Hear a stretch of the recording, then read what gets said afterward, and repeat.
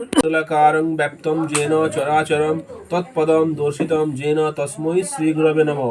नमो गुरुब्रह्मा गुरुविष्णु गुरुदेव महेश्वर गुरुदेव परं ब्रह्म तस्मै श्रीगुरवे नमः।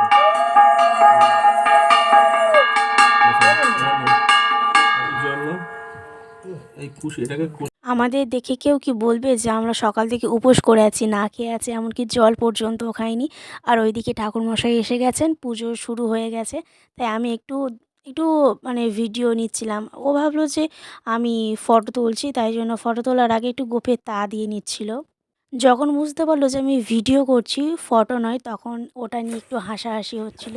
আর এদিকে ঠাকুরমশাই হোম করা হবে সেটার একটু আয়োজন করে নিচ্ছিল।